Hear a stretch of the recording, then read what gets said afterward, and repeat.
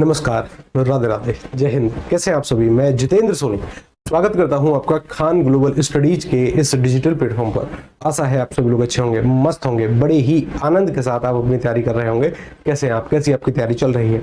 Comment के माध्यम से आप हमें बता सकते हैं। साथ के साथ आपको अपनी सेहत, स्वास्थ्य दोनों के बारे में जानकारी देनी है कि आपकी सेहत कैसी है और आपके घर परिवार के सभी सदस्यों का स्वास्थ्य कैसा है। आप ठीक हैं, अच्छी बात है। हमारे साथ अनुज जी हैं, हमारे साथ अंतिमा जी हैं, हमारे साथ आज कृदय जी भी हैं, कार्तिक जी हैं, नाम ऊपर चला गया, ठीक से पढ़ नहीं पाए हम। सौरभ जी हमारे साथ हैं, सुनील जी हैं, ओजस जी भी हमारे साथ हैं, शिवानी जी भी हमारे साथ हैं, शिल्पा जी आ चुकी हैं। बहुत अच्छी बात है, आप सभी का तहे दिल से स्वागत है। अब आपकी धीरे धीरे संख्या बढ़ेगी। बहुत सारे विद्यार्थी ऐसे थे जिन्होंने बैच तो खरीद लिया था, बैच खरीदने के बाद क्लासेस का आता पता नहीं, बस जब वैकेंसी आएगी तब से ही हम इसकी तैयारी करना शुरू करेंगे। अच्छा, ऐसा कोई है जिसको नहीं पता है कि सर आपका नोटिफिकेशन जारी हो चुका है? ऐसा कोई ऐसा व्यक्ति है जिसको अभी तक ये आभास नहीं है या फिर ये ज्ञान नहीं है कि सर हमारा नोटिफिकेशन जारी हुआ है कि नहीं हुआ? देवी देवताओं, ये जो समय है ना, अब आपका ये समय ऐसा है कि जैसे सोने से ज्यादा कीमती समय, ठीक है ना, और ये समय वापस नहीं आएगा। 2021 में वैकेंसी आई थी 9534, अब 2025 है। अगर मोटा मोटा अगर आइडिया देखें तो लगभग 4 साल बीच में कहां चले गए पता ही नहीं चला। 4 साल तक वैकेंसी नहीं थी। इसका मतलब क्या है? इसका मतलब है कि सर आगामी वैकेंसी कब आएगी कोई पता नहीं, ठीक है ना। इस वैकेंसी में एक सीट पक्की करनी है, एक सीट पक्की करनी। और वो कैसे होगी? मेरा व्यक्तिगत मत है कि अगर आप मोटिवेशन के पीछे भाग रहे हैं, मोटिवेशन से ज्यादा डिसिप्लिन पर काम करिए। डिसिप्लिन किस सतत प्रयास, नियमित प्रयास, और नियमित प्रयास इस परीक्षा में आपको सफल बनाने का प्रयास करेगा। मैं कहीं पर स्टाम्प पर लिखने का प्रयास करता हूं क्या कि ऐसा कोई व्यक्ति जो आज से भी अभी अपनी तैयारी शुरू कर रहा है वह समानता सफल हो सकता है अगर वह सतत प्रयास करता रहे तो। अगर आप हमें थोड़ा बहुत भी कुछ मानते हैं तो हमारी एक सलाह के बारे में जरूर बातचीत करिएगा, थोड़ा सा मानने का प्रयास करिएगा। घर से थोड़ी सी दूरियां बढ़ाइए, ठीक है ना। घर का जो मोह है कि हाय मैं तो घर से बाहर कहीं जा ही नहीं सकता, घर से बाहर कहीं जा ही नहीं सकती, ठीक है, हम आपका सम्मान करते हैं, आपकी भावनाओं का सम्मान करते हैं, लेकिन अपने घर के आसपास में लाइब्रेरी देखो। कोई लाइब्रेरी अगर घर के आसपास नहीं है, 5 किलोमीटर 10 किलोमीटर के भी दायरे में है, देखने का प्रयास करो। और अपने आप से एक बात बोलो कि मैं अपने आप से झूठ नहीं बोलूंगा या बोलूंगी।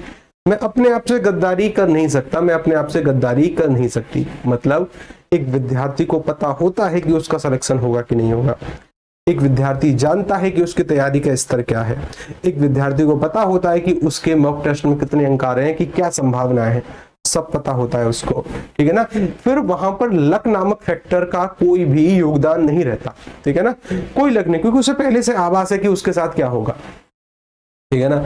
मेरा व्यक्तिगत मत है कि घर के आसपास अगर कोई लाइब्रेरी है 5 से 10 किलोमीटर के क्षेत्र में, उसको ज्वाइन करिए। आपसे हाथ जोड़कर निवेदन है, ठीक है ना, जब तक आपकी परीक्षा नहीं होती।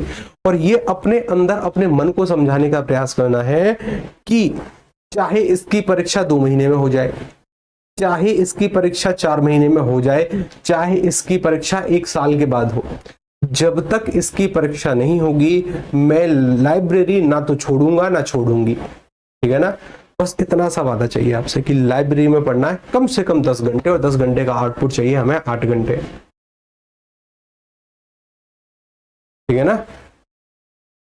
आउटपुट क्या चाहिए? तो लाइब्रेरी का नाम सुनते ही चक्कर आते हैं, लाइब्रेरी का नाम सुनते ही चक्कर आते हैं भाई साहब, फिर तो अब हम क्या ही करें साहब। अब आपका बताइए कि सर लाइब्रेरी का नाम सुनते ही चक्कर आते हैं। देखिए मेरा व्यक्तिगत मत है, अगर आपको समझा पा रहा हूं कि नहीं, लेकिन मेरा काम है सभी को समझा पाना। अगर मेरे कहने से अगर एक भी विद्यार्थी ने अपना मन परिवर्तन कर लिया, अपना मन थोड़ा बहुत समझा लिया कि हाँ भाई हम सतत प्रयास करेंगे जब तक परीक्षा नहीं होती है, जब तक इसका एग्जाम नहीं होता, तो मैं अपने जीवन को धन्य मानने का प्रयास करता हूँ, ठीक है ना।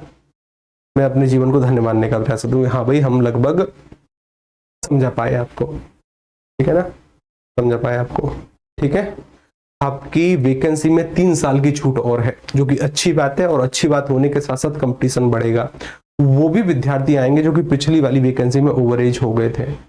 3 साल की छूट है, ठीक है ना, ध्यान रखिएगा। तो लगभग मेरा व्यक्तिगत अनुमान है कि इसमें फॉर्म पड़ने की जो संभावना है अप्रोक्स 25 लाख के आसपास, और 25 लाख के आसपास अगर इसमें फॉर्म आएंगे तो लगभग संभावना है कि 20 या 18 लाख के आसपास विद्यार्थी इस परीक्षा में बैठेंगे।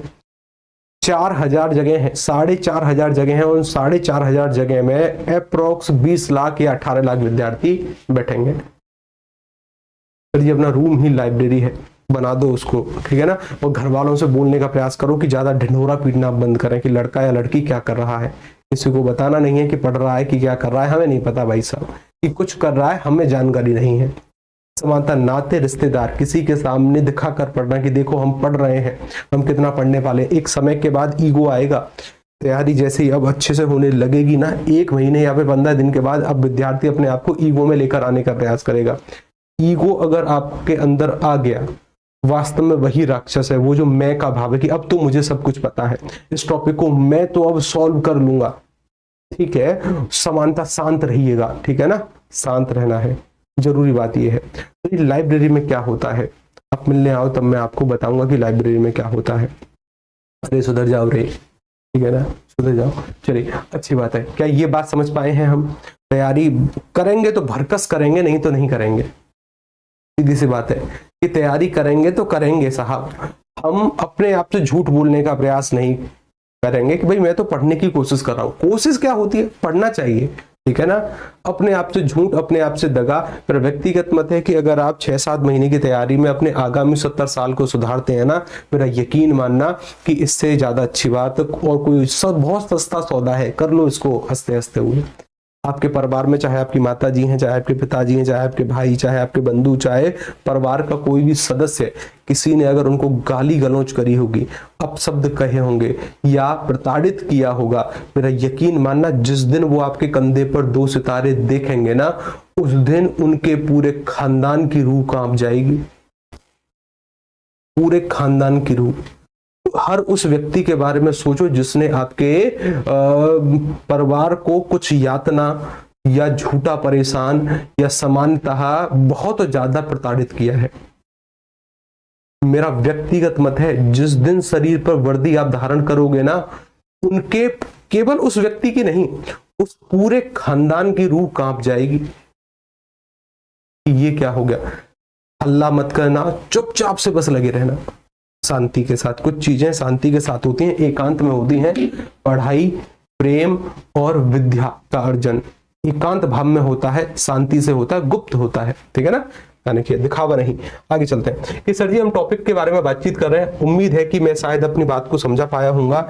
ये मौका दोबारा शायद फिर कितने साल के बाद आएगा पता ही भी नहीं है, और फिर उस समय पढ़ाई का स्तर क्या रहेगा हमारा, या फिर हम पढ़ रहे होंगे या फिर शादी हो चुकी हो, कोई पता नहीं।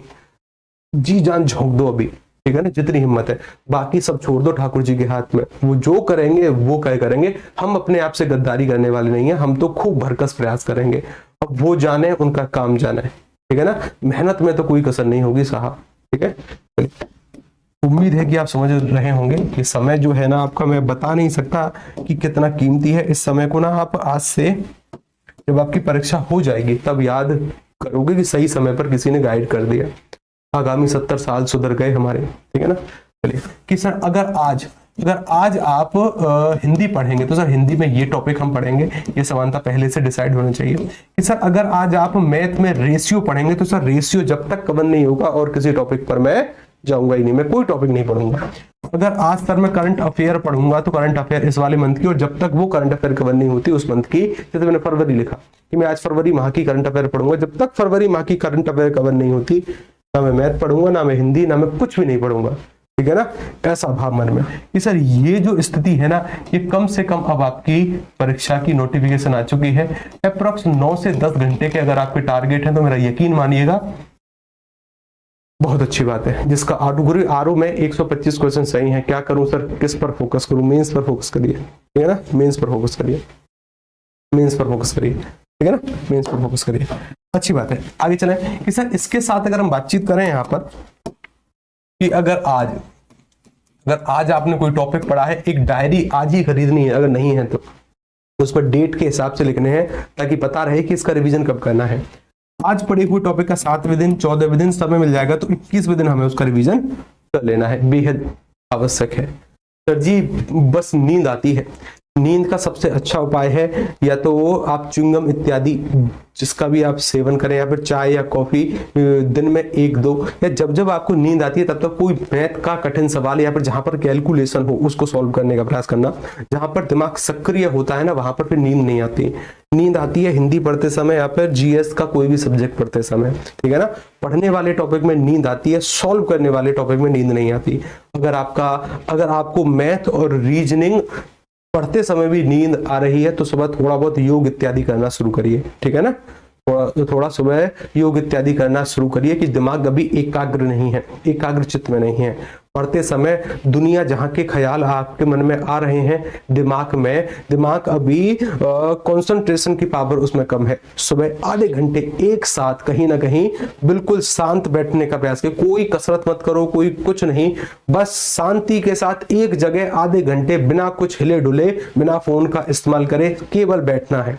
केवल बैठना सीखो एक मुद्रा में आधे घंटे, ठीक है ना, आधे घंटे। अगर आप इस विद्या पर, अगर इस योग के प्राणायाम पर अगर आप महारत हासिल करते हैं तो समानता जो आईक्यू है, जो कंसंट्रेशन पावर है कि सब पढ़ते समय दुनिया जहां की बातें ध्यान में आती हैं सब कुछ आना बंद होगा, फिर उसको कंट्रोल कर पाओगे, ठीक है ना, ध्यान रखिएगा। चलिए स्टार्ट करते हैं। चलिए आज का जो आपका टॉपिक लिखा हुआ है ना वो है शब्द युग्म। क्या है?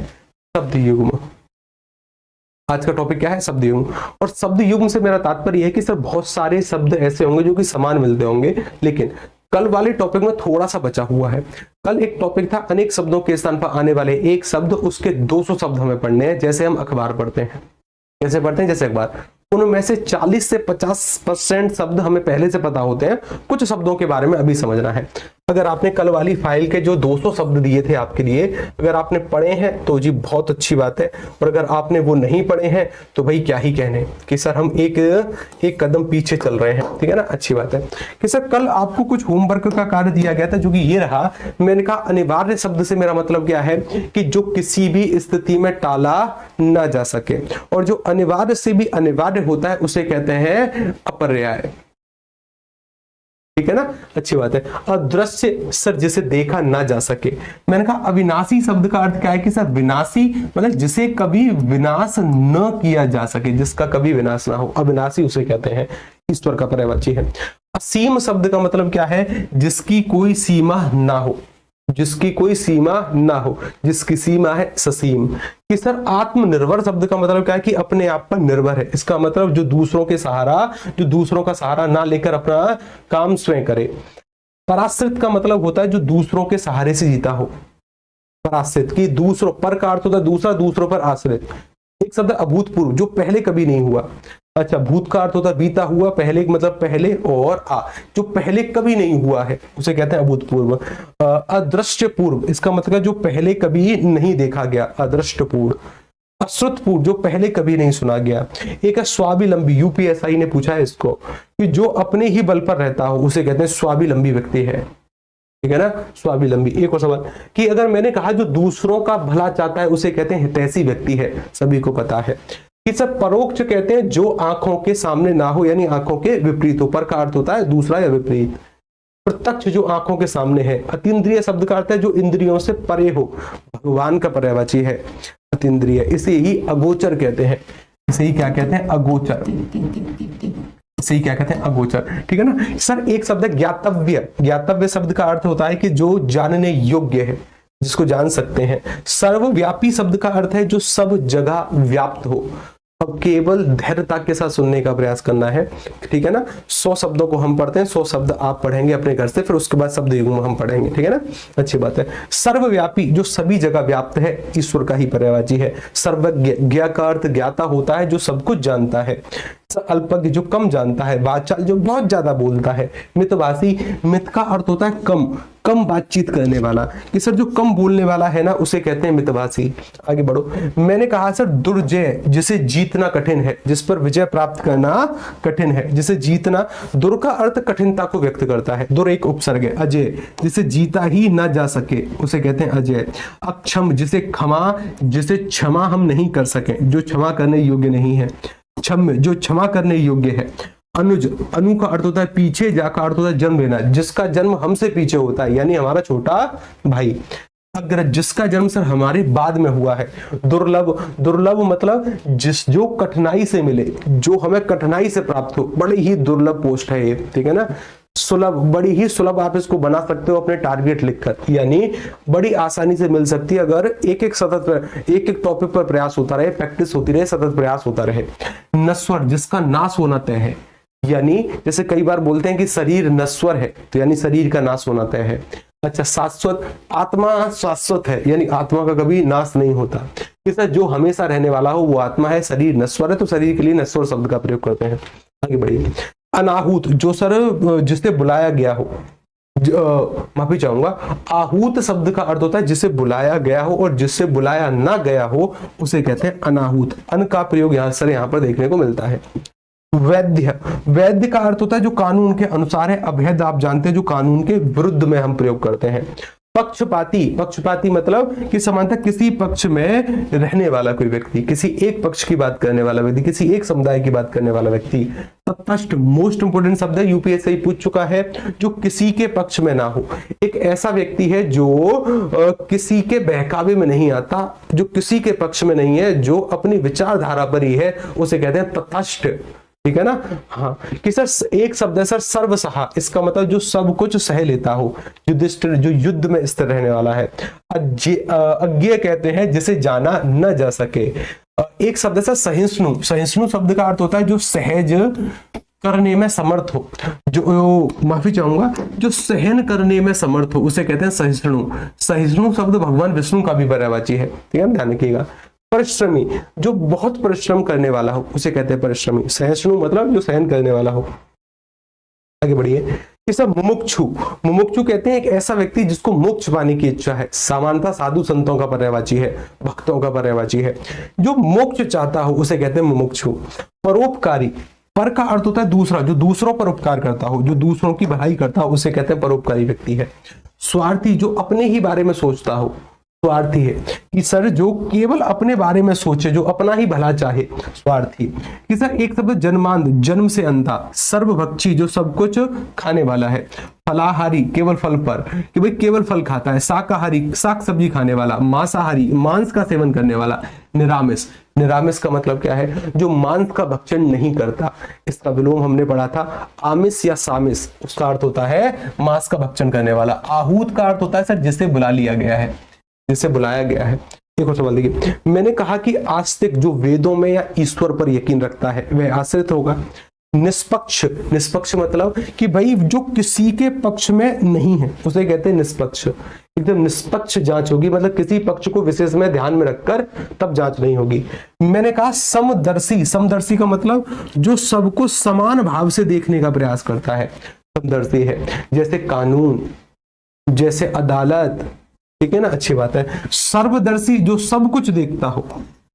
इसे सत्यवादी, सत्य बोलने वाला। कृतज्ञ, कृतज्ञ कहते हैं ऐसा कोई व्यक्ति जो किए गए उपकार को न मानता हो। जब उसका बुरा समय आया, आपने उसके ऊपर उपकार किया, तब तो उसने उस उपकार को स्वीकार किया, लेकिन जब बाद में सबके सामने बताने की बात आई तो बिल्कुल मुकर गया, मानता ही नहीं कि आपने उसका उपकार किया है कभी। इसे समानता कृतज्ञ कहते हैं जो किए गए उपकार को नहीं मानता है। कृतज्ञ कहते हैं जो उपकार को मानने वाला व्यक्ति है, कि आपने उसकी सहायता करी और वो मान रहा है कि जब मेरा बुरा समय आया आप ही ने सहायता करी थी। मैंने कहा अपार का अर्थ होता है कि सर जिसका पार ना पाया जाए या जो बहुत मात्रा में हो उसे अपार कहते हैं, यानी जिसका कोई पार ना पाया जाए। पार मतलब जिसकी कोई सीमा ना हो, जिसकी कोई सीमा ना हो, जिसकी कोई। अरे क्वेश्चन अगर मैं इनसे एक एक सवाल बनाने का प्रयास करता ना तो कम से कम 3 दिन का समय जाता। इनको फटाफट से बस केवल सुनते रहो, ठीक है ना। 100 शब्द हैं, 100 शब्दों को सुनते रहो, 100 आप होमवर्क के आधार पर करेंगे।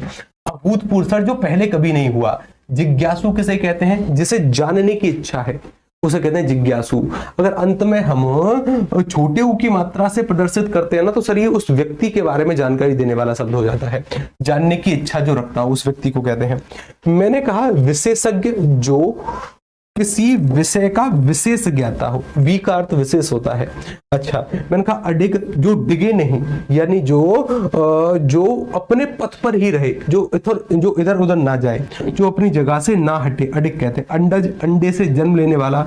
स्वेद, स्वेद से जन्म लेने वाला। जल में जन्म लेने वाला। एक शब्द है भंगुर। भंगुर यूपीएसआई का सवाल है, जो आसानी से टूट जाए उसे भंगुर कहते हैं। अजात शत्रु, ये भी पूछा है एसआई ने, जिसका अभी तक शत्रु जन्मा ही नहीं है, उसे अजात शत्रु कहते हैं। जिसके शत्रु ने अभी तक जन्म ही नहीं लिया। इसे छिंद्रानवेशी, हर समय दूसरों की कमियां या दोष निकालने वाला व्यक्ति, कि जो केवल दोष ढूंढता हो। अच्छा, निसंतान का अर्थ क्या है? जिसकी कोई संतान ना हो वर्तमान समय में। नास्तिक का अर्थ क्या है? जो सर ईश्वर में या वेदों में विश्वास नहीं रखने वाला व्यक्ति। मैंने कहा भंगुर हम जान चुके हैं, भंगुर का अर्थ किसे जो आसानी से टूट जाए, ठीक है ना। लोकप्रिय, लोगों को प्रिय। निरक्षर, जिसे सर जो पढ़ा लिखा नहीं है, अक्षरों का ज्ञान नहीं है। आत्म केंद्रित का मतलब क्या है? जो केवल अपनी बात कहे कि भाई देखो मैं हूं, मेरे जैसा। अहमत्व का भाव जहां पर आता है। एक शब्द है अल्प मूल्य। अल्प मूल्य का मतलब क्या है? जिसका मूल्य बहुत कम है। बहुमूल्य, जिसका मूल्य बहुत ज्यादा है। अवर्णीय, किसी जिसका वर्णन किया ही नहीं जा सकता, अवर्णीय।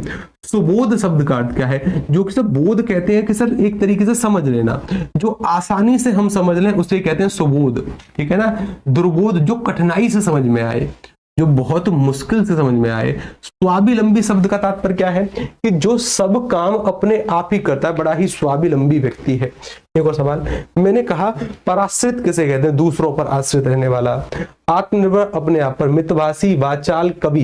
कवि शब्द का अर्थ क्या है? जो पुरुष केवल कविता लिखता हो। कवित्री, किसे कवित्री की वर्तनी पर ध्यान देना अच्छा शब्द है। किसे ऐसी स्त्री जो कविता लिखती हो। एक शब्द है अप्रतिहित। अप्रतिहत, इसका मतलब है जिसे रोका ना जा सके। अच्छा शब्द ध्यान रखिएगा, ठीक है ना।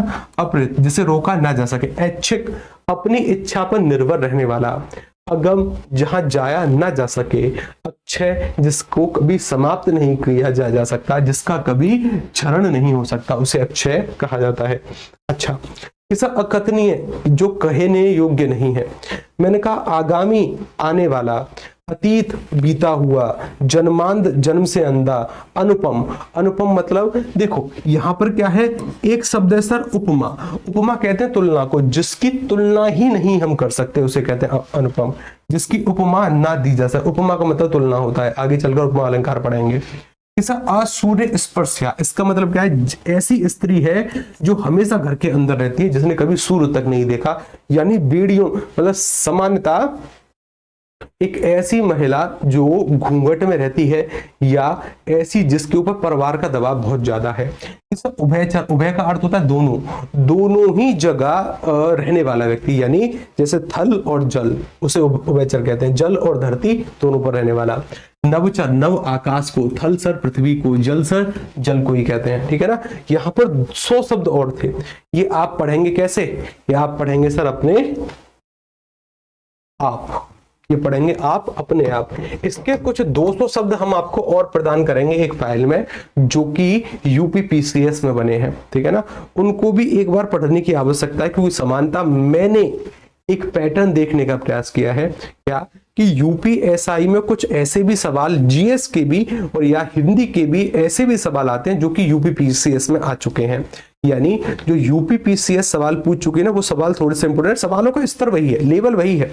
ये दिमाग से भ्रम निकालो कि हिंदी के स्तर में यूपीपीसीएस और यूपीएसआई में कोई अंतर रहेगा, लेवल बिल्कुल सेम रहेगा। ऐसा नहीं है कि पीसीएस से तो ज्यादा कठिन हिंदी पूछ लेगी ना, स्तर ग्रेजुएशन का ही होता है, सवालों का स्तर वही सेम होगा। जीएस के स्तर में थोड़ी बहुत ऊपर नीचे हो सकता है, थोड़ा सा डीप या थोड़ा सा रिफाइंड जीएस वहां पर पूछ ले पीसीएस के लिए, लेकिन अगर मैं हिंदी के परिप्रेक्ष्य से बात देखूं तो बिल्कुल सेम है।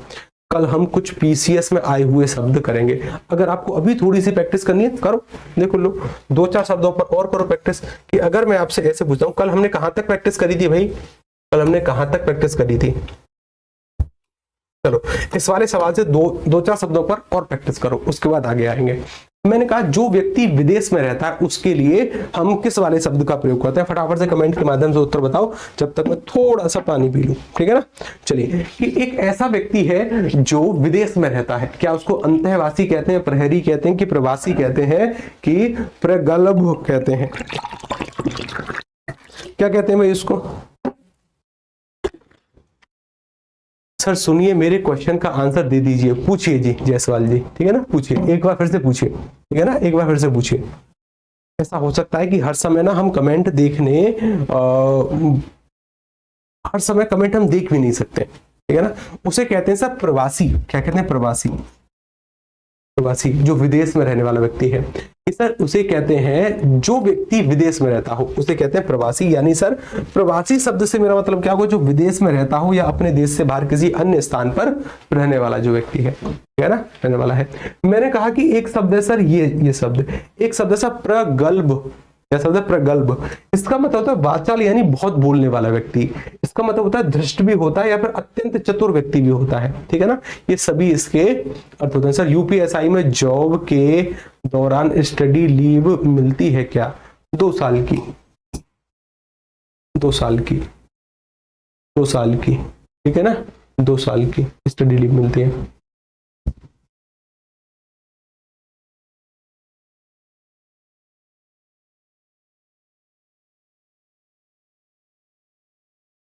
दो साल की। जैसे ही आपकी ट्रेनिंग कंप्लीट हुई, ट्रेनिंग कंप्लीट होने के बाद पहले ही दिन से आप 2 साल की छुट्टी ले सकते हैं। फर्स्ट डे से, पहले दिन से आप चाहें तो हायर स्टडीज के लिए 2 साल की छुट्टी पर जा सकते हैं, ठीक है ना। लेकिन सबसे पहले का मुद्दा क्या है कि सर हमें सिलेक्शन चाहिए, ठीक है ना। क्या चाहिए? सिलेक्शन चाहिए। अब देखो जरा कि सर प्रवासी का प्रहरी, पहरा देने वाला। अंतर्वासी के सर जो गुरु के समीप रहता हो। अंतर्वासी किसे कहते हैं? ऐसा कोई व्यक्ति है जो कि गुरु के समीप रहने वाला व्यक्ति, जैसे हमारे आशीष जी हमारे अत्यंत समीप है। क्या बात है, आप आओ कभी मुझसे मिलने, मैं कराऊंगा इसको आसान आपको, ठीक है ना, मैं कराऊंगा आसान। सुधर जाओ रही। अब चलो, बहुत सी भाषाओं को जानने वाला एक ऐसा व्यक्ति जो कि बहुत सी भाषाओं को जानता है, क्या सर उसको बहुभाषित कहते हैं या उसे बहुभाषा भाषी कहते हैं, कि सर उसको द्विभाषिया कहते हैं कि बहुभाषिया कहते हैं? क्या कहते हैं इसको? एक ऐसा व्यक्ति है जिसको सर बहुत सी भाषाओं का ज्ञान है।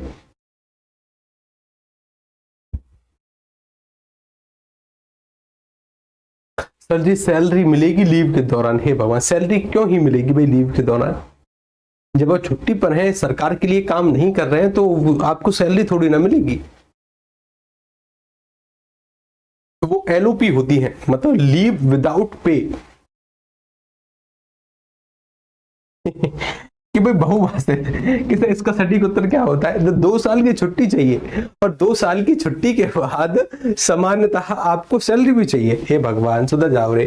कि सर जो बहुत सी भाषाओं को जानने वाला व्यक्ति है, व्यक्ति के बारे में बातचीत हुई है, और व्यक्ति जो बहुत सी भाषाओं को जानने वाला उसे कहते हैं बहुभाषित। जैसे मैंने कहा कि राम तो बहुभाषित है, ठीक है ना, ठीक है। सर जी मेरा मन ज्यादा ओवर थिंकिंग करने लग रहा है। समानता एक बुक पढ़िए, एटॉमिक हैबिट्स। ये सभी को जब तक आपकी परीक्षा नहीं होती ना, तब तक रात को सोते समय आधे घंटे पढ़कर सोनी है, एटॉमिक हैबिट्स, ठीक है ना, ध्यान रखिएगा। आगे चलते हैं कि सर इस वाले सवाल का तो उत्तर ये हो गया। एक और सवाल ये रहा, एक से अधिक भाषाएं जो व्यक्ति जानता हो। एक ऐसा व्यक्ति है जो एक से अधिक भाषाएं जानता है, सर उसको हम क्या कहते हैं? सेम कहते हैं सर, बहुभाषित, ठीक है ना, बहुभाषित कहते हैं। अच्छा, इस वाले सवाल का उत्तर मुझे बताइए। जो भिन्न भिन्न भाषाओं के बीच मध्यस्थता करने वाला व्यक्ति है उसे क्या कहते हैं? कि मानकर चलिए जैसे मोदी जी रूस गए, तो रूस जा रहे हैं व्लादिमीर पुतिन से मिलने। तो अगर मोदी जी गए हैं तो मोदी जी को मतलब जो रसियन लैंग्वेज है वो आती थोड़ी है, नहीं आती। या फिर जो व्लादिमीर पुतिन जी हैं, क्या उनको हिंदी आती है? बिल्कुल नहीं आती होगी। तो सर ये समानता ना अपने अपने साथ एक ट्रांसलेटर को लेकर चलते हैं, जैसे हम अनुवादक बोलते हैं, जैसे हम अनुवादक बोलते हैं। विकल्प क्रमांक सी इसका सटीक उत्तर होगा। ठीक है ना। विकल्प क्रमांक सी। एक और सवाल का मुझे उत्तर बताइए कि सर जिसके समान कोई दूसरा ना हो, ऐसा कोई व्यक्ति जिसके समान कोई है ही नहीं, जिसके समान ही नहीं है कोई, कहने का तात्पर्य क्या उसे अनन्य कहते हैं, अतुलनीय कहते हैं, असामान्य कहते हैं कि असीम कहते हैं। जिसके समान कोई दूसरा ही नहीं है मतलब जिसकी तुलना नहीं की जा सकती किसी से, जिसकी तुलना करने के लिए कोई है ही नहीं। कि सर असामान्य जो साधारण नहीं है, ठीक है, उसे कहते हैं असामान्य। असीम, असीम जिसकी सीमा ही नहीं है। कि सर अनन्य, मैं आपका अनन्य भक्त हूं मतलब मुझसे बड़ा और कोई भक्त आपका है ही नहीं। इसका सटीक उत्तर क्या होगा? इसका सटीक उत्तर होता है अतुलनीय। जैसा अनन्य का मतलब है जिसका कोई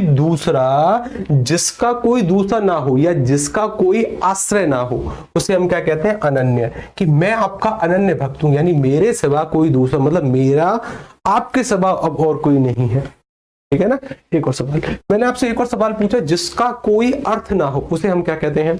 क्या उसको सर अव्यक्त कहते हैं, अवैध कहते हैं या सार्थक कहते हैं कि व्यर्थ कहते हैं? कि सर जिसका कोई अर्थ ही नहीं है, कि क्या उसको व्यर्थ कहेंगे, सार्थक, अवैध की सर समानता अव्यक्त कहेंगे? क्या कहेंगे? क्या कहेंगे उसको? क्या कहते हैं उसको? क्या कहते हैं उसको? जिसका कोई अर्थ ही नहीं है। सर देखो मुझे पता है आप इसको हटा दोगे, कि सर आप इसको हटा दोगे। सर वैध का मतलब तो जो कानून के अनुसार हो वो होगा। कि सर आप एक शब्द अव्यक्त, जिसे व्यक्त किया ही ना जा सके, सर व्यर्थ उसे कहते हैं। भाई जिसका कोई अर्थ ही नहीं है। अर्थ से यहां पर मतलब क्या है? अर्थ से यहां पर मतलब सर अभिप्राय, कि जिसका कोई अभिप्राय ही नहीं है यानी व्यर्थ की बात है। आगे चलो, आगे चलते हैं। एक और सवाल देखिए सर, ये रहा। इस वाले सवाल का उत्तर मुझे बताइए। किए गए उपकार को मानने वाला व्यक्ति, कि सर अज्ञ किसे कहते हैं? मूर्ख व्यक्ति को जो कि ज्ञाता नहीं है। कृतकार्य नहीं सर, कृतज्ञ, कृतज्ञ, कृतज्ञ कहते हैं किए गए उपकार को न मानने वाला, और किए गए उपकार को जो मानता हो उसे कहते हैं कृतज्ञ। क्या कहते हैं उसको? कृतज्ञ। कि ऐसा कोई व्यक्ति है जो कि किए गए उपकार को मानता है। इसको करता है जो किए गए कार्य को मानता है। सेम जो नहीं मानता उसे कहते हैं सर कृतज्ञ। जो नहीं मानता है उसे कहते हैं कृतज्ञ। सी, अगर मैं यहां पर देखने का प्रयास करूं, एक शब्द है सर उपकृत। उपकृत का अर्थ होता है जिस पर उपकार किया गया हो, ठीक है। अच्छा, कृतज्ञ नहीं मानने वाला परोपकारी, जो दूसरों पर उपकार करता हो, दूसरों की सेवा करता हो। कृतज्ञ का अर्थ आप अच्छे से जानते हैं। इस वाले सवाल का उत्तर बताइए। जो कृतज्ञ ना हो, सेम करने, उसी सवाल को अलग अलग तरीके से पूछ दिया जा रहा है, उसी सवाल को। तो मैंने क्या कहा? जो कृतज्ञ यानी किए गए उपकार को न मानने वाला व्यक्ति है, जो ऐसा न मानने वाला व्यक्ति है उसे कृतज्ञ नहीं कहते हैं, ठीक है ना। इसका मतलब यह है कि सर कृच्छ शब्द का अर्थ होता है कठिन या मुश्किल। इस वाले शब्द का अर्थ क्या होता है? जो बहुत ज्यादा जटिल है। कि सर कृपण कंजूस को कहते हैं, कृत किए हुए को कहते हैं, और कृतज्ञ उसके लिए कृतज्ञ शब्द का प्रयोग होता है। अच्छे कुल में जन्म लेने वाला है कोई, एक ऐसा व्यक्ति है जो अच्छे कुल में जन्म लेने वाला है। कि क्या सर उसको राजपुत्र कहते हैं, कुलीन कहते हैं, द्विज कहते हैं कि पूजनीय? कि सर राजपुत्र राजा के बेटे को कहते हैं या फिर राजकुमार को कहते हैं। राजपुत्र है, राजकुमार है। कुलीन अच्छे कुल में जन्म लेने वाले व्यक्ति को कहते हैं, और जो जिसका जन्म निम्न कुल में होता है उसे कहते हैं अंत्यज। क्या कहते हैं उसको? अंत्यज, यानी समानता निम्न कुल में जन्म लेने वाला व्यक्ति।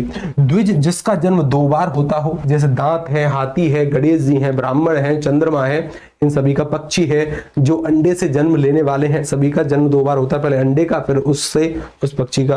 पूजनीय जो पूजन के योग्य है, जो पूजा के योग्य है। इस वाले सवाल का उत्तर बताइए। जो मृत्यु को जीत ले, जो मृत्यु को जीत ले उसे हम क्या कहते हैं? मरणासन्न। मरणासन्न कहते हैं मरने के लिए बिल्कुल आतुर रहने वाला व्यक्ति, कि बिल्कुल मरने की चौखट पर है, मरणासन्न, मरने ही वाला है। विजयी जो विजय हो चुका है, जिसकी जीत हो चुकी है। मृत्युंजय जिसने मृत्यु को जीत लिया है उसे कहते हैं मृत्युंजय। अमर कहते हैं सर जिसे मृत्यु आ ही नहीं सकती, जिसने अमृत का पान किया है, देवता का पर्यायवाची है। एक और सवाल, मैंने अगर आपसे पूछा कि मुझे बताइए कि अनुग्रहित शब्द का क्या अर्थ हो सकता है? अनुग्रहित का क्या अर्थ होगा साहब? अनुग्रहित जो अनुग्रह के योग्य है, जो अनुग्रह से युक्त है, जो झूठा ना हो, जो किए गए उपकार को न मानता हो। सर किए गए उपकार को न मानने वाला, इसे तो हम कहते हैं सर कृतघ्न। इसे हम क्या कहते हैं, इस वाले व्यक्ति को हम कहते हैं सर कृतघ्न। कृतघ्न इस वाले व्यक्ति जो झूठा ना हो यानी सत्यवादी है, जो झूठा नहीं है वो सत्यवादी है। जो अनुग्रह से युक्त हो, अनुग्रहित एक शब्द है, जो अनुग्रह के योग्य हो। क्या करूं मैं, ए या बी? पता है कि सी और डी तो नहीं होंगे, लेकिन सर अनुग्रहित एक शब्द है, जो अनुग्रह के योग्य हो या जो अनुग्रह से युक्त हो। सर ए इसका ज्यादा सार्थक उत्तर होगा। क्या होगा, ए। कि सर जो अनुग्रह से युक्त क्या होता है सर, अनुग्रह से युक्त हो या फिर जो अनुग्रह के योग्य है उसे कहते हैं अनुग्रह, जिसका अनुग्रह किया जा सकता है, करना सही है। कि सर बी वाला तो कोई सार्थक ही नहीं है, अनुग्रह से युक्त नहीं, कुछ नहीं। आगे चलिए, अगर हम यहां पर देखने का प्रयास करें तो सर एक और शब्द हमें देखने को मिलता है, अनिर्णित। एक शब्द क्या है, अनिर्णित। अनिर्णित ये शब्द है। इसके लिए एक शब्द बता, मतलब इसके लिए वाक्यांश का चयन करना है कि अनिर्णित किसे कहते हैं। एक तरफ ना है, एक तरफ ना है। अनिर्णित अच्छी बात है, जिसका निर्णय हो सकता है, जिसका निर्णय नहीं हुआ है। मतलब देखो यहां पर एक शब्द है निर्णय। क्या शब्द है, एक निर्णय। और निर्णय सर जिसका नहीं हुआ है, जिसका निर्णय ही नहीं हुआ है, निर्णय के रूप में होने वाला या जिसका निर्देश ना हो। निर्देश की बात नहीं है, निर्णय की बात है। यहां पर तो निर्णय के रूप में होने वाला जिसका निर्णय हो सकता है नहीं, कि सर जिसका निर्णय ही नहीं हुआ है। विकल्प क्रमांक बी ज्यादा सार्थक है। एक और सवाल का मुझे उत्तर बताइए। मैंने आपसे पूछा कि ये रहा, जिसका निवारण ना हो सके, जिसका निवारण ना हो सके, अविकल कहते हैं क्या उसको, कि अविकल कि सर अविरल धारा। अविरल मतलब जो सतत है, जो एक ध्वनि प्रोड्यूस करती हुई है, निरंतर बहती हुई है, ठीक है ना। एक शब्द ऐसा अनिर्धार्य, एक शब्द ऐसा अनिर्णित, एक शब्द अनिवार्य। इसका जिसका निवारण नहीं हो सकता, ये कार्य करना अनिवार्य है,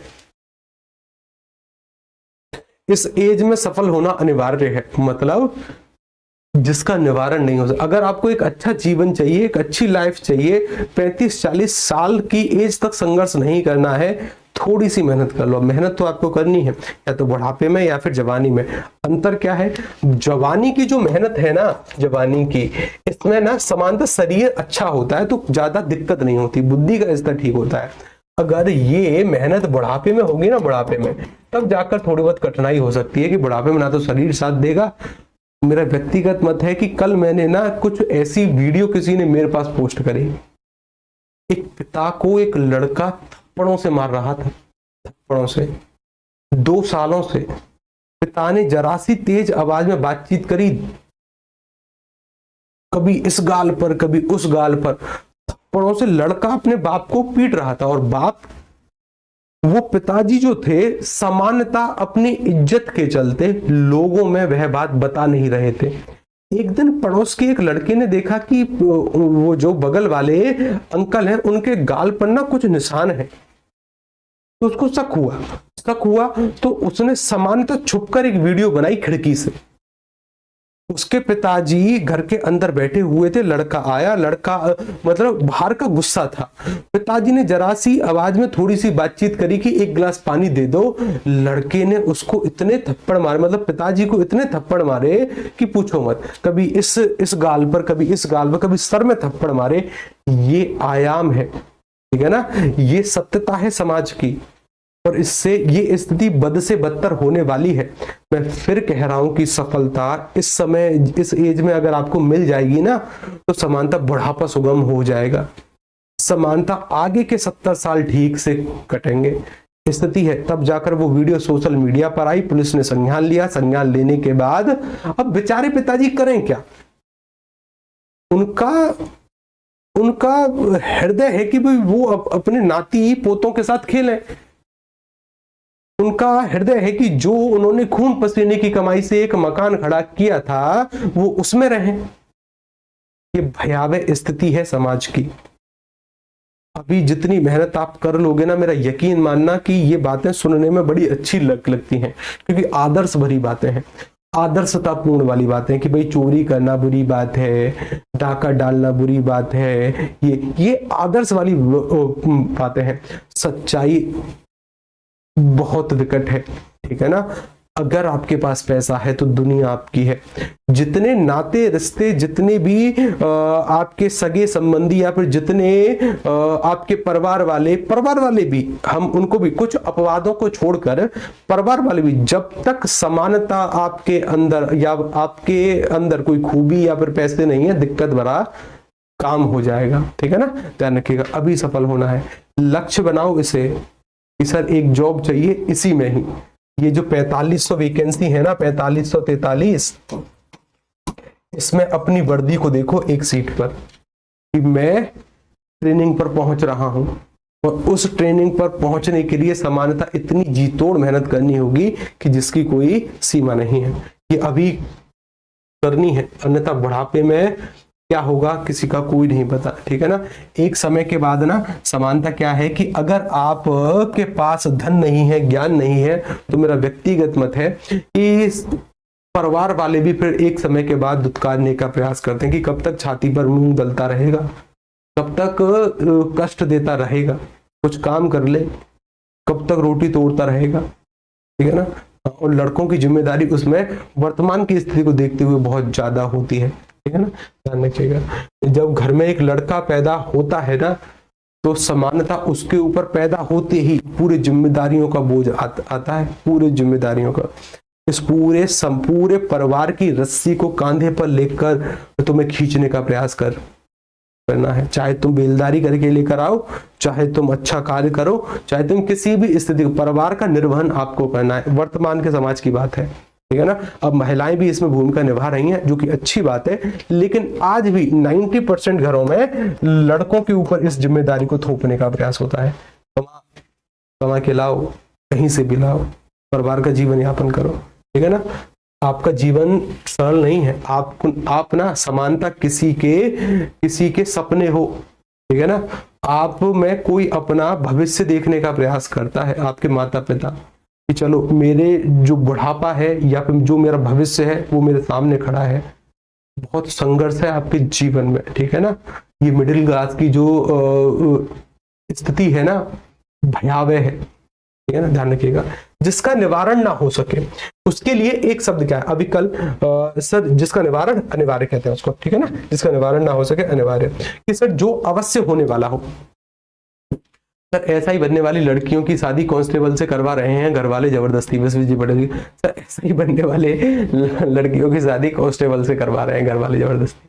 21 ईयर प्राउड होने वाले में 16 दिन कम है। सर क्या करूं सर, 21 दिन पूरे होने में 16 दिन कम है। संजय गुप्ता, 21 वर्ष पूरे होने में मैं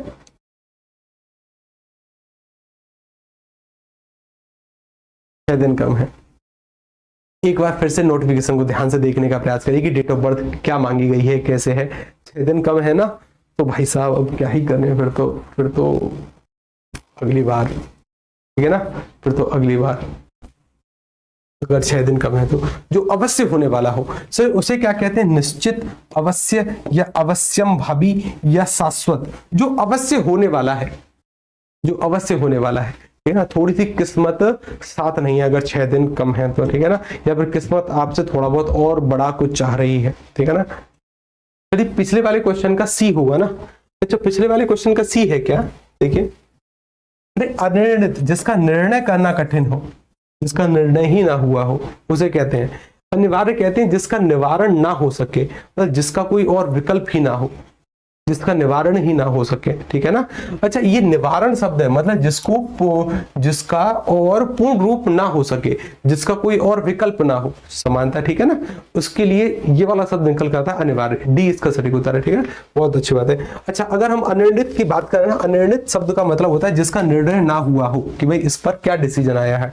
और अनिवार्य कहते हैं कि जिसका निवारण या टालना ना हो सके, ठीक है ना। अच्छी बात है, आगे चलो। कि सर मैंने आपसे पूछा कि जो अवश्य होने वाला हो, जो अवश्य होने वाला, गुरु मेरा 2006 है, बताओ साहब 2006 है।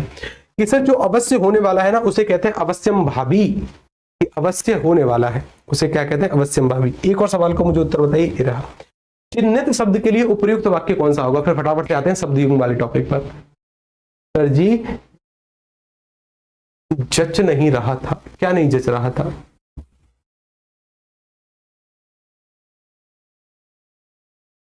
ठीक है ना। सर मेरा भी कम है, अब मैं क्या करूं? अब क्या करें आप? अब किसी और परीक्षा या फिर सामान्यतः अभी क्या है कि कंप्यूटर ऑपरेटर की वैकेंसी आने वाली है, फायरमैन की आने वाली है, और computer operator grade A grade B दोनों की वैकेंसी आने वाली है, उनमें ट्राई करना। ठीक है ना। अगर कुछ दिन का गैप है तो वहां पर भी 21 साल एज मांगते हैं। चलिए, चिन्हित, चिन्हित में जिस पर चिन्ह न लगाया गया हो, जिसकी चिंता करना उचित हो, या जो चिरकाल तक जीवित रहे, जिस पर चिन्ह लगाया गया। चिन्हित शब्द का मतलब सर विकल्प डी के अलावा और कुछ हो ही नहीं सकता। जी मेरा 2 दिन कम है, अरे तुम अब यहां पर ध्यान दो, ठीक है ना। 2 दिन कम है, 4 दिन कम है। समानता जिस किसी का भी मतलब जिस किसी की भी आयु कम है ना, तो वो समानता अब अगली भर्ती की तैयारी करेंगे। ठीक है ना, अगली की या फिर किसी और परीक्षा की। क्यों? क्योंकि समानता देखने का प्रयास करते हैं कि 2021 से 2025 में ये वैकेंसी आई है, 4 साल का गैप है बीच में, तो अगली वैकेंसी पता नहीं कब आएगी। और ये बात तो श्योर है कि 2027 से पहले तो आने से रही, 2027 से। अब एसआई की वैकेंसी 27 में चुनाव है, उसके बाद ही आएगी, जब कभी भी आएगी। ठीक है ना। 2027 अभी कंप्यूटर ऑपरेटर की वैकेंसी आनी है, computer operator grade A grade B, jail warden fireman, तो वहां पर ट्राई करना। जेल वार्डन फायरमैन में तो 18 साल मांगते हैं और कंप्यूटर ऑपरेटर में 21 साल मांगते हैं। ठीक है जी। अगली बार 10,000 वैकेंसी आएंगी, पता नहीं कि कब आए कब ना आए। जिसकी ग्रीवा, ग्रीवा कहते हैं गर्दन को, जिसकी ग्रीवा सुंदर हो। सर तब सर बाल बच्चों वाले हम हो जाएंगे। हाँ ये बात सही है। तब तो सर हम कैसे हो जाएंगे कि सर हमारे बच्चे शायद ये प्लान करेंगे कि भाई हम यूपीएसआई की तैयारी कर लें, है ना। हमारे बालक बच्चे कहेंगे कि पापा क्या मैं यूपीएसआई की तैयारी कर लूं? तब आप उनसे बोलना कि हाँ भाई ठीक है, कि हाँ बेटा कर लो यूपीएसआई की तैयारी। ठीक है ना, ऐसा हो सकता है। जिसकी ग्रीवा सुंदर हो, ग्रीवा मतलब कि समानता देखो, जिसकी आंखें सुंदर हो उसे कहते हैं सुलोचन, व्यक्ति को यानी पुरुष को। अच्छा, माता सीता की भी आंखें सुंदर है, हिरण के समान है, तो मृगनयनी कहते हैं। जिसकी ग्रीवा सुंदर सुग्रीव। सुनयन जिसके नयन बहुत सुंदर हो, और ऐसी महिला जिसके नयन अच्छे हो उसे कहते हैं सुनयना। सर एक शब्द सुप्सुसा, इसका मतलब होता है सुप्त अवस्था। ठीक है ना, अच्छी बात है। आगे चलते हैं, यानी सोने की इच्छा को कहते हैं। ठीक है ना, अच्छी बात। एक और सवाल, जिसकी, ये तो हो गया, जिसकी ग्रीवा सुंदर हो हमें बताया कि सर उसे हम क्या कहते हैं? सुग्रीव कहते हैं। बी इसका सटीक उत्तर निकल कर आता है। एक और सवाल देखो, किसी छोटे से छोटे काम में त्रुटि ढूंढना, उसके लिए एक शब्द क्या है?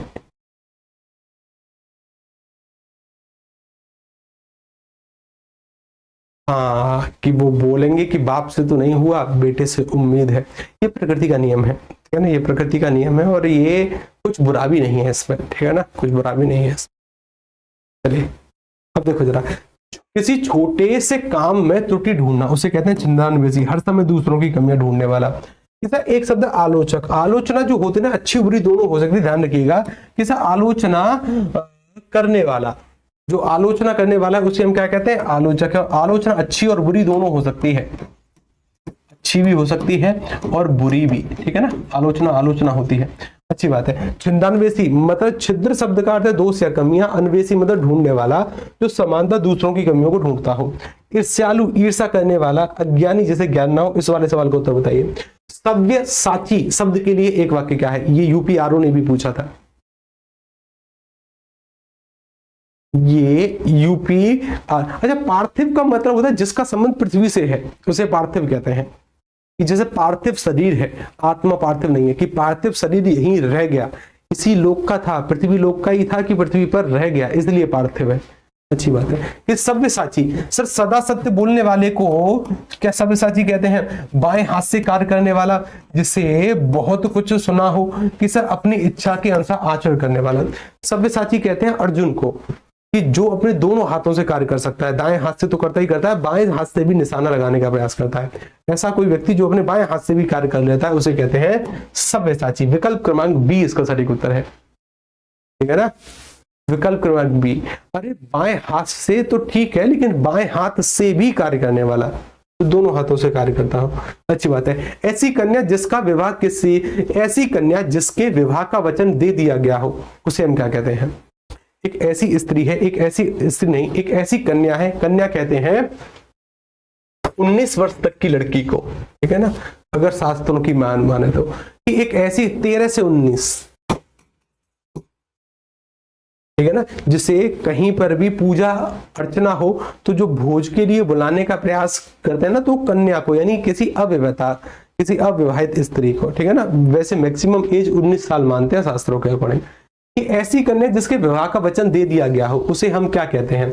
नवोड़ा, प्रोषित पत्रिका, या भाग्यदत्ता, या आगत पत्रिका, क्या कहते हैं? देखिए समानता, नवोड़ा उसको नहीं कहते। प्रोषित पत्रिका किसे कहते हैं? कि एक ऐसी स्त्री है जिसका विवाह हो चुका है और उसका पति परदेश में रह रहा हो और परदेश से ही कुछ पैसे भेजता हो, कि जो परदेश में रहने वाले पति की आमदनी पर निर्भर रहने वाली महिला, या एक ऐसी महिला जिसका पति परदेश में रहकर कमा रहा है, उसे कहते हैं प्रोषित पत्रिका। अच्छा, आगत पत्रिका, जिसका पति आने वाला हो, इसके लिए जो सार्थक शब्द होगा वो होगा वाग्दत्ता। क्या होगा? कि वचन दे दिया गया है।